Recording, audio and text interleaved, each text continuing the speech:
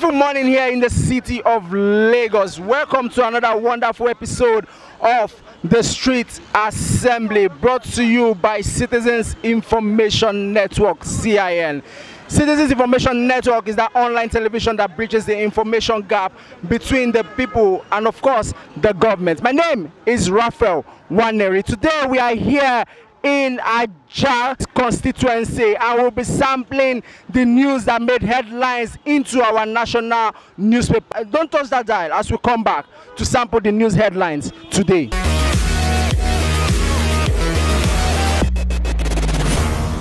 Welcome back, and quickly let's go straight to the news that made headlines into our newspaper this morning. The Punch newspaper this morning says APC reps orders back Gbajabiamila, PDP to meet lawmakers elect. This you can find on page 2 of the Daily Punch newspaper. Daily Independent says reps reject Gbajabiamila as he joins race for Speaker's office. Also, APC senators, Marafa insists party did not conduct primaries in Zamfara State. And also, I will go straight to the Vanguard newspaper this morning.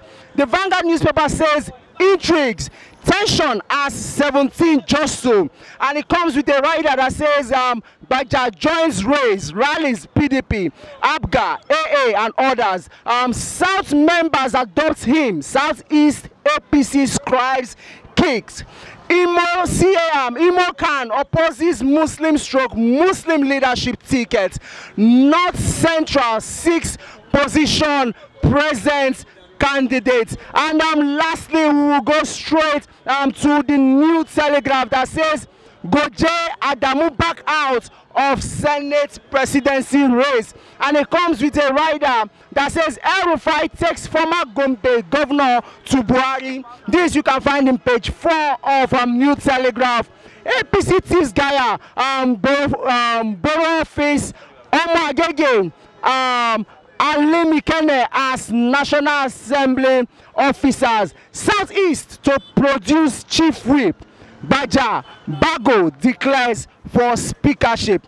This and many more, when we come back, we'll be analyzing with the street representatives here in Ajah constituency. No touch that down. We will come back.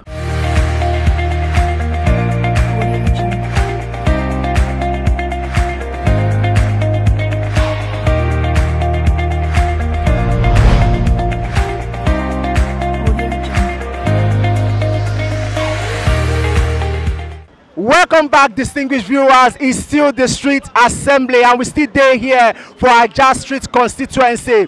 I get fine 2 gentlemen here with me. I'm going to quickly meet them. Good morning, sir. Good morning. Yes, sir. What's your name, sir? My name is Ayo. Mr. Ayo. And you, sir?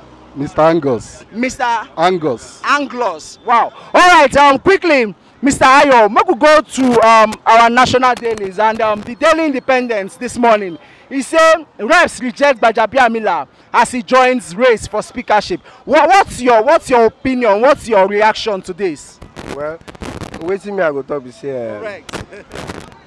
As for me, I don't really think all these old gags need to be in that office at all. So I don't really know much about Gbajabiamila, and I don't think I'm really interested in what he has to offer, because all these people, they are old, and I think they should retire and let the younger generation be in that office. Now, Mr. Ayo, don't you think, as far as politics is concerned, experience matters? Because Baja has been someone who's been in the house since 1999. Don't you think with his wealth of experience being in the house, him being or becoming the Speaker of the House would portray the National Assembly in a good light? Which is why I would say they are experienced enough, so therefore they should be at our back giving us advice. They shouldn't be there. They should allow the youth to be there. Wow. So with their experience, all they have to do is just give us some advice, help us, nurture us very well, so that we too can also acquire all those experiences. We can tap from that experience in their head. Wow, thank you. Them being there. Thank you very much, Mr. Ayo. I'll still come back to you. Let me see. Sir, what's your own opinion on this particular headline? For me, I believe Gbajabiamila is one of the best qualified candidates for that post. Okay. But unfortunately, we are living in a country where merit is not always giving precedence. Now, talking politics, I believe that the party that brings up Gbajabiamila and the party that is actually tipping him for the position have not got their act right. If I may say, in the days of PDP, for instance, PDP zoned all the offices. There was no strife, there was no contention as to where and who and what will emerge. So if the APC are getting it right, we want to know whether they have zoned the speakership to the constituency where Gbajabiamila came from. But sir, sorry to cut you. We have the chairman of APC talked about zoning as well, and that the reason why Lawan also is being pitched for the post of the Senate president is because they have zoned the different offices as far as APC is concerned. Yeah, if you look at their zoning system, okay, there's no way the vice president and the speaker will come from the same zone. There are 6 geopolitical zones in Nigeria. So they ought to have spread the principal officers among, especially because the speaker happened to be the 5th man, yes, in succession and in government ladder. Yes. So if the president is coming from northwest and the vice president is coming from southwest, the northeast should have a position, the northwest should have a position, the southeast should have a position. You understand? Yeah, so coming from that angle, I don't expect, in fact, it will be a miscarriage of justice for Gbajabiamila to emerge as a speaker, even though he's the most qualified, or he's one of the most qualified for that position. Now, let me throw this question. Do you think what we experienced in 2015 is at the verge of repeating itself, whereby the APC had a divided house and the PDP took advantage of the divided house to emerge as the Senate president and, of course, the speakership? I don't really think that's the case. You don't think that's the case? What do you think, sir? Yes, I see it starting all over again, because the truth is that the APC's regime was found on injustice. So as long as that thing is not addressed, there will be dissent from the party. So what happened in 2015 is actually trying to replace itself again, because there are some constituencies or some regions are being marginalized. So as long as that thing has not been addressed, the possibility of the same thing happening again is there. Now, Mr. Ayo here have a different view. You know, according to his view, he's saying that, see, the old-timers should take the back seats and give chance for the young senators and House of Representative members to man these positions. Why they advise them? What do you think about that? I agree with him partially. Why? Reason is that if we want to address that, we will have started from the head. Which is the president. Which is the president. We can't have a something-years-old president sitting there at the helm of affairs and then we expect to get it right at the Legislative Assembly. Now, going forward, you discover that all over the world, all over the advanced countries, I can't remember any president that is at the age of our president that is still there. So, even though a bill has been passed, come 2023, yeah, not too long to run. So I believe by now, the older generation who are still monopolizing power at the expense of the youth, who knows what to do, who are conversant with people, who are conversant with Nigerians, who is conversant with technology and what's happening all over the world, they ought to be given chance. No, but I'm going to cut you here, sir. Let's have this conversation.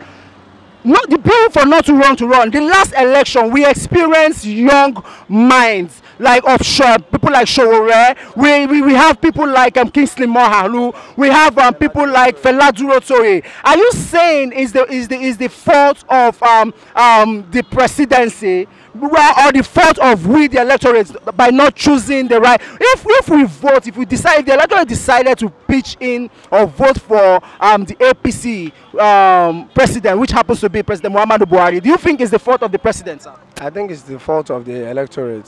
Thank you very much. And also the INEC officials too. Why INEC? Because this country, you know, when you have the money bag, you stand the chances of ruling this country. So that's what at play here. Okay. For me, the manipulation starts at that level. How come that the major parties, the PDP and APC, that their leaders are both 70? Why didn't they bring out these young ones in those parties? So when you get it wrong at that level, there's nothing. It is just a kind of a situation where people are not being sincere. If they are actually sincere, the president and this Atiku don't ought to have put themselves forward. They would have sponsored somebody. Wow. So if they are actually sincere about giving the young this thing, if they are actually sincere about giving the younger generation to run the positions of leadership in this country, they obviously would have sponsored younger people. Thank you very much, Mr. Ayo. Say you joined me this morning for the street assembly, and thank you, small analyst. Say you joined me. Also, thank you very much, sir, for your wonderful analysis. All right, guys, here you have it. It's been a wonderful time here in Aja's constituency. As a matter of fact, the way they sweat, and I saw the topic be, it reached to make person sweat. All right, until we meet again, same time, same station, doing good, because any good way you do, it will always follow you. My name is Rapheal Nwaneri, the Honorable Speaker of the Streets. Bye-bye for now.